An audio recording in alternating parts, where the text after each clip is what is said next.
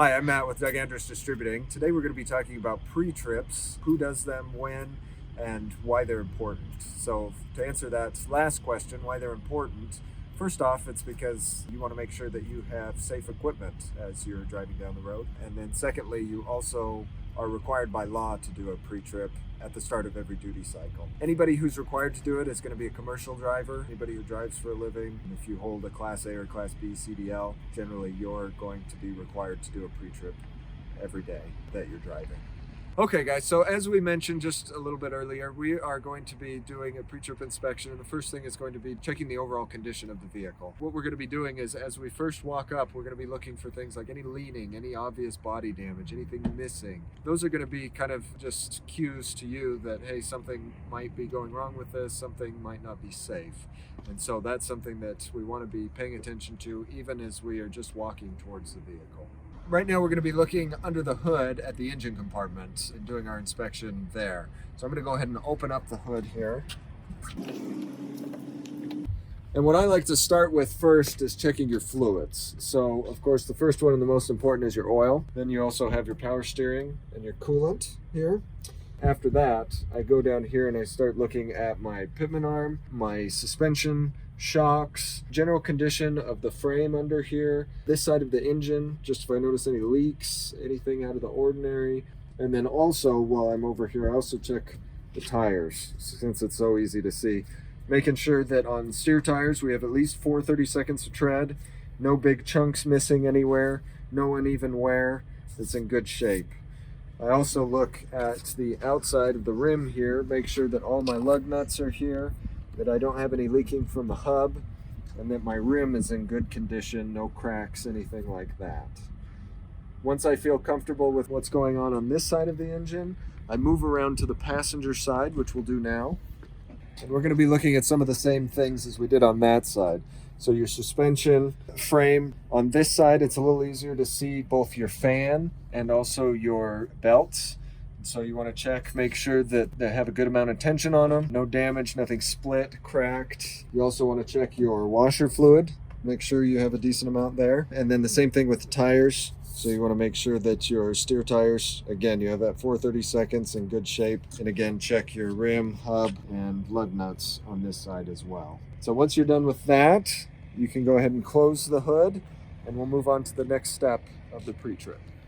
All right, now once you're done with checking under the hood, you're going to move around to the driver's side. And on this side, you're going to be checking a few things. I like to look and make sure that this marker light's in good condition, not broken or anything. Steps, make sure they're solid. This little panel here folds down. This is where your batteries are. You got 4 batteries. You got this nice dust cover. You want to make sure everything's secure, nothing loose. There's no leaking, anything that looks like it's not up to snuff there. As you move back, you'll just kind of look at the overall condition of the cab. When I get to this point, I'll double check and make sure that my DEF tank looks to be in good condition. I don't see any leaks, and then also the cap is in good condition and is on securely. As we move backwards again, you'll look and make sure that your fairings are in good condition here and here, and then you'll move back around back here. You'll look at your fuel tank on your driver's side. You'll double check, make sure there's no leaks, no damage. Make sure that you have your cap on and that it's secure. You'll look and make sure that if you have any load locks, that they're secure. Make sure your spare tire, if you have one, is in the rack and is secure. And then you're gonna look at your catwalk here. Check and make sure that's tight, not loose, nothing gonna fall off. Same with the steps here. You're looking at the frame, just kind of in general, the condition of everything back here. Occasionally you can have a leak on the airbag or the shock, so you just kind of want to look at the general condition there. You also want to be looking at your exhaust and your drive shaft, which is a little hard to see. You might have to squat down and look underneath the frame, or you can look down over here in this area, and it can give you an idea of what your drive shaft looks like. With the drive shaft, you're going to want to make sure you're looking at your U-joints, making sure nothing's broken, that the bolts look tight, that there's not any excess play there. With the exhaust, same thing. You're going to want to make sure that everything's bolted up tight, that it's not loose and rattling, and that everything's tight, no leaks, that kind of thing. So that's mainly what you're looking for there. While we're here, I also look and make sure that my air lines look to be in good shape. No excess wear, cracks, cuts, any kind of rubbing. Same thing with my electrical line. Make sure that it's in good shape, that nothing's worn through to the copper wires, that they're connected correctly. I don't hear any air escaping out of either, and that everything looks to be in good shape. So that's going to be this side of the cab, and then right here directly in the back. Next we'll go and move on to your drive tires. So we're going to be looking again, as we mentioned, on the steer tires. You have your lug nuts. You want to make sure that those are all accounted for, none missing, and that they look to be in good shape. You're going to be looking at your tires. Again, you want to look at the overall condition of the tread, the sidewall. You want to make sure that you have at least 2 seconds of tread on the drive tires on every one. You also want to look at the condition of the rim. Make sure it's not damaged, cracked, bent. So again, while we're in this area, you're going to be looking at the rear suspension. So you've got your airbags, and so you've got there and there. You also have your leaf suspension, and again in the front, you're going to be looking at those, making sure there's no cracks or wearing, rubbing, anything like that. You're also going to want to check your brakes. These have self-adjusting brakes. That being said though, you still want to keep an eye on them, take a look, make sure it looks like they are adjusted correctly. So you don't want your brake pad way far away from the brake drum, but you also don't want it to be resting right on there. You just want to have a little bit of a gap so that there's only a little bit of play that needs to be taken up in order to engage the brakes. As we move back, you want to make sure that you have your mud flaps here. By law, you have to have 2, and they have to go down at least a couple inches off the ground. So you want to make sure that the hanger's in good shape, the mud flap's in good shape. You can check and make sure your lights are in good condition. While we're looking here, you can look and see your fifth wheel.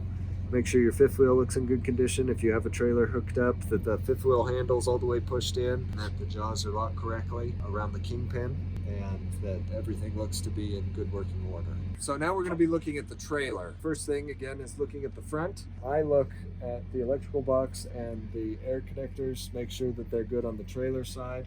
Nothing broken, nothing bent. You're also going to be looking at the overall condition of the trailer. One thing about the trailer, where we pick up and drop trailers all the time, if you happen to grab a trailer and it does have damage, that's a trailer you haven't picked up, you're going to want to let us know of that so that we can get the right person to ask them what happened, and also so you don't get stuck answering for whatever the damage was that the person before you did. And so the best way to do that is to, in your messages, send what's macro 29, which is a trailer condition report. And if you do that every time you pick up a trailer, most of the time you'll get a trailer that's in good condition, and you just say good condition, no problem. But every once in a while, if you notice it's missing a light or there's some damage to one of the panels or something, just make a note of that. So as we're looking, again, we go down here, we look. If you're not coupled, and you can take a look and see the kingpin that slides into the fifth wheel, you can take a look at that, make sure that there's no damage there.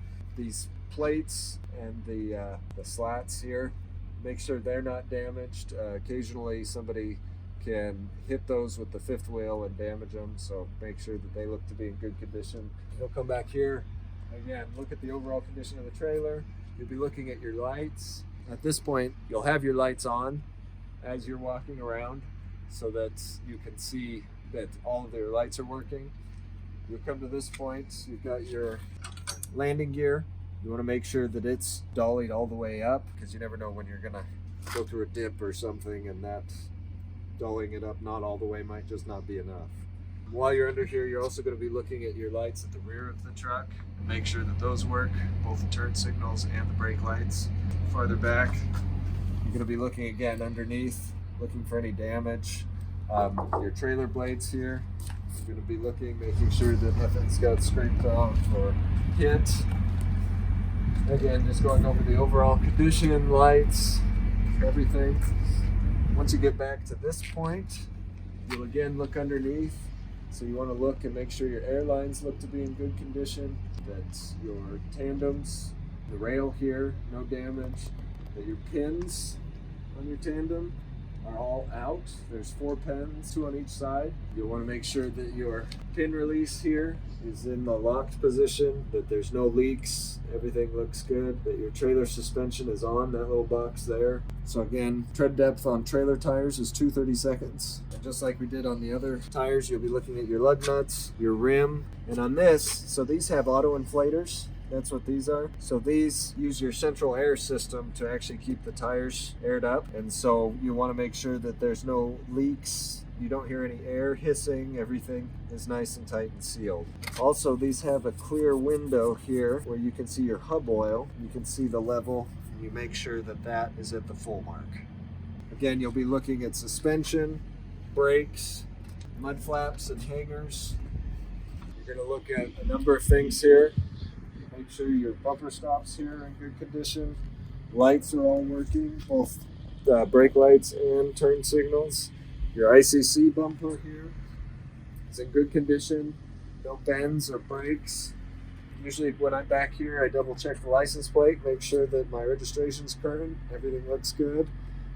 Overall condition of the doors, your marker lights across the top there. And you'll just look at the general condition of the inside. Well, this is a drive-in. It's pretty straightforward. There's not much to it. So now that we're on the other side, basically we're just going to be doing exactly what we did on the driver's side. You're looking at the general condition.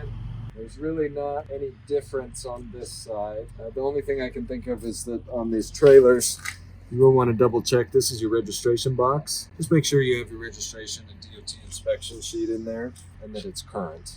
So now that we've done our walk around, we're going to go ahead and get in the cab. Now that we're in the cab, we're going to go ahead and start the truck.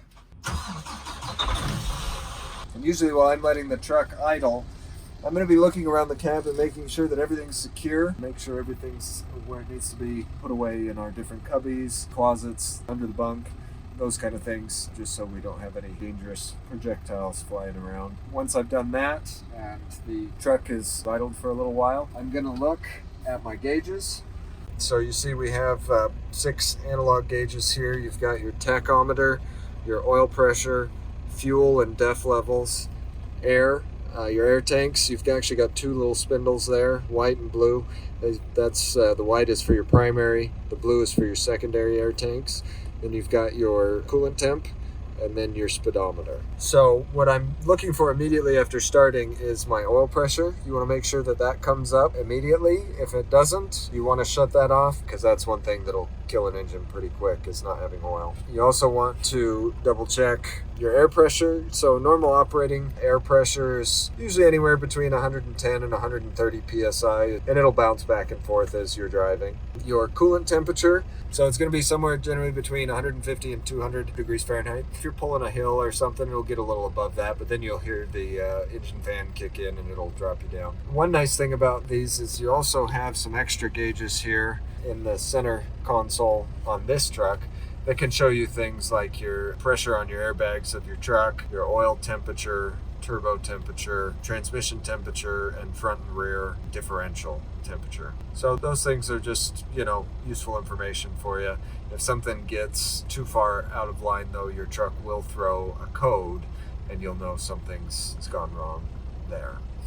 So once we check those gauges and everything, I'm going to look around on the dash, make sure that everything works, that I'm not hearing any kind of air leaking out of my trailer air supply or parking brake here, that everything's tight, and that I'm all ready to go. And once I get here, I'll just double check, make sure I put my seatbelts on, and then I'm ready to go. So that's pretty much everything in a nutshell with the pre-trip.